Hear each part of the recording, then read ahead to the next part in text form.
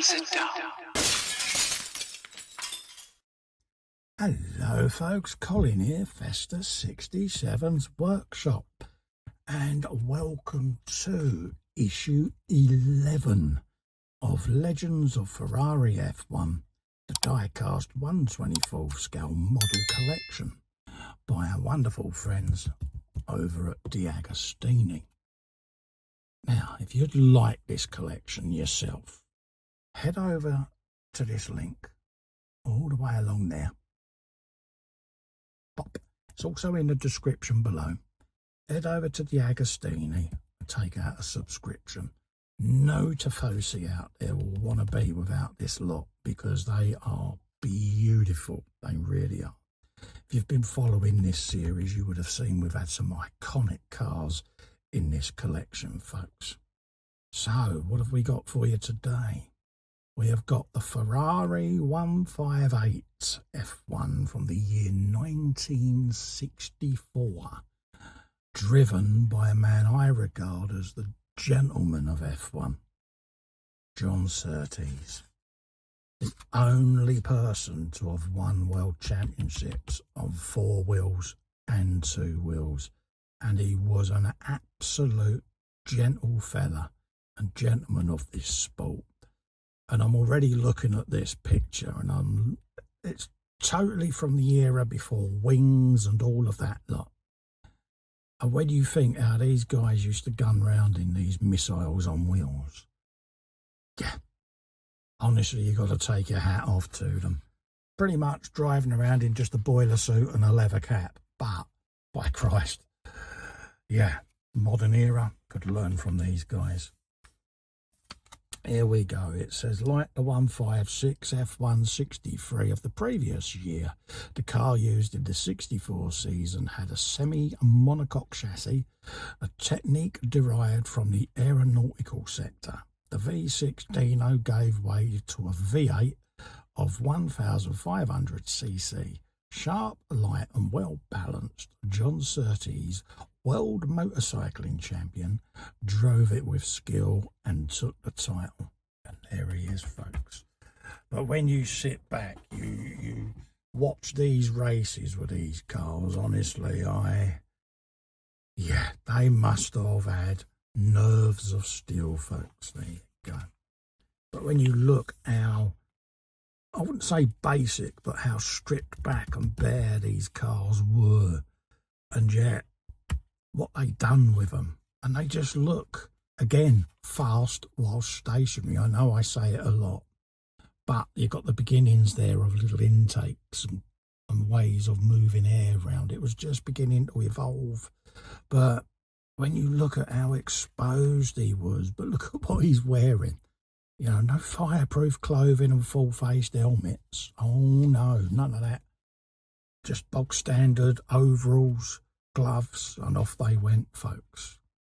And when you see the old races, the guy running around across the track with a checkered flag, it's like, really, they must have been mad. I know, it's funny, I saw a video of an old race at Silverstone with the straw bales at the side of the track. It's like, highly flammable car, straw bales. But yeah, there's Surtees in the cockpit during the 64 Syracuse GB. The car celebrated its debut with a resounding victory. Dan Gurney there in a Brabham B7. Yeah, there you go. Tried to keep pace with the hard-charging Surtees. And then there's the Englishman in Mexico City in the last race of the season. Surtees beat Graham Hill by a single point at the end of a thrilling final race. Absolute nerves of steel these guys had.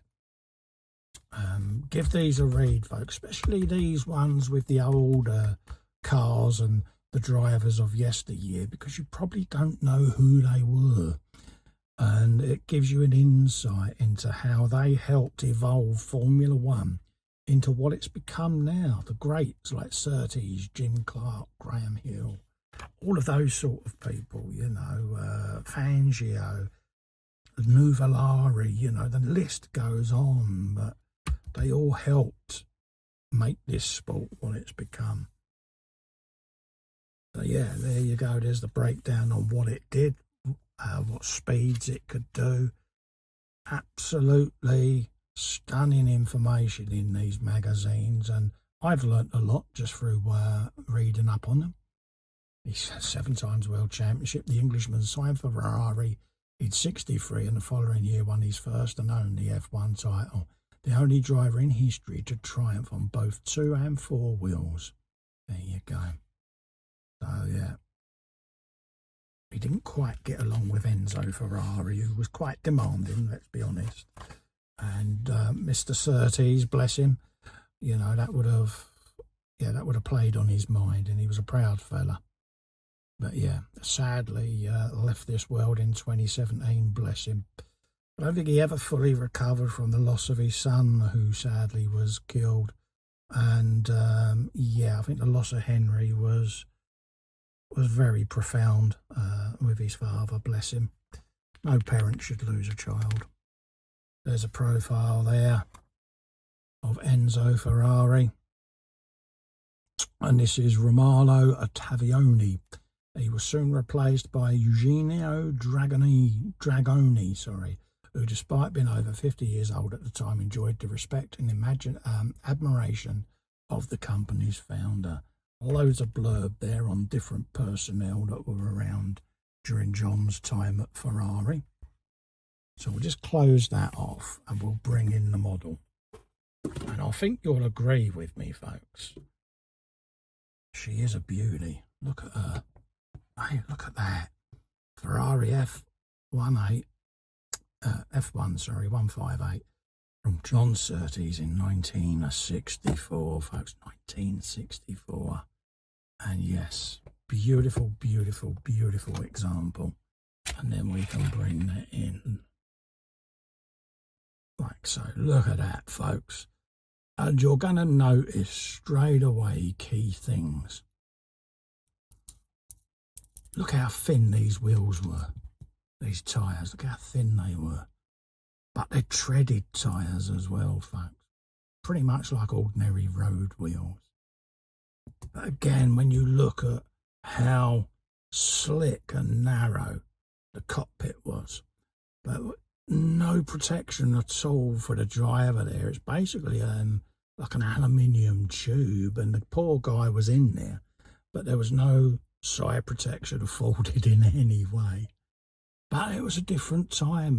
The cars were very early prototypes that were being developed, you know. It wasn't that long before this that the engine of the car was actually at the front, and then suddenly they whopped them at the rear, and that enabled them to mess around with different weight ratios and balances of the car. When you see how exposed certain areas were and how tiny the little rollover hoop was, bless them. But yeah, pretty much road wheels on there. Everything exposed underneath there, all the exhausts and engine and gearbox, all totally and utterly exposed. So you think if that was to run over anything, that's going to fire straight up, break a manifold, a suspension linkage, chuck a hole in the gearbox. So it's hardly surprising that there was quite a high foul rate on circuits. But again, how exposed everything is at the front there. I mean, you imagine you're sat across the track as you've spun and this comes towards you with no side protection. Pretty much blunt, isn't it? It's going to go whop. So yeah, no wonder they had some horrible statistics back then. But look at the steering wheel. Pretty much a standard car steering wheel. No buttons, no glory. Car instruments there. Everything Billy Basic. And again, tinsy-wincy little mirrors. Purely simply, you know, you don't want a barn door on the side of the car, do you? But I'm looking at all the rivets.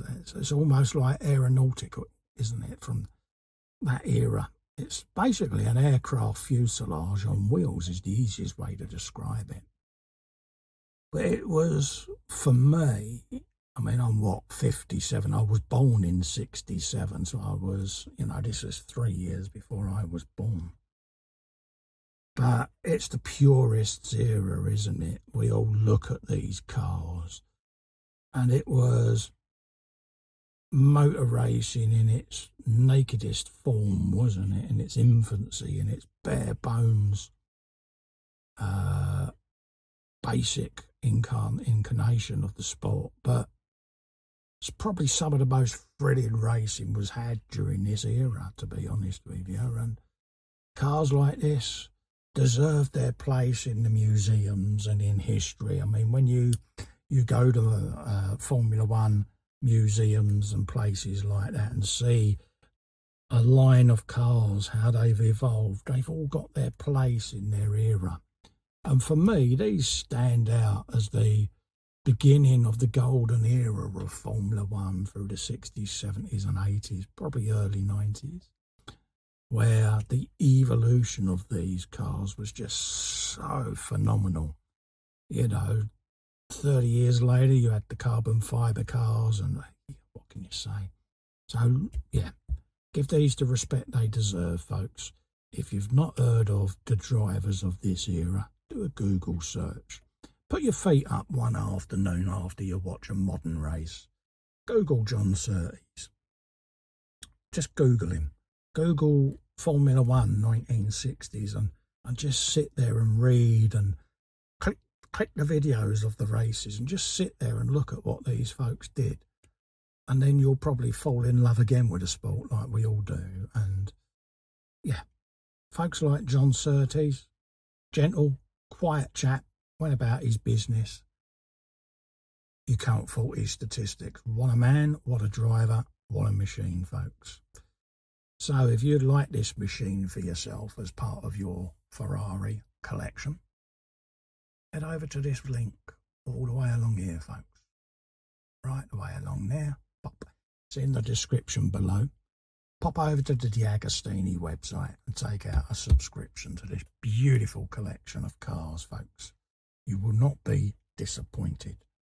Also, to help me out, you could just consider clicking this little festakins just here and subscribing to my YouTube channel. It'll make my day. It really will. It helps me grow my channel, helps me get the content out to you. Ring the bell to be notified of future content and videos. So until then, thank you for watching. Stay safe and well. Bye-bye for now. Look at it. Oh, beautiful. What a man.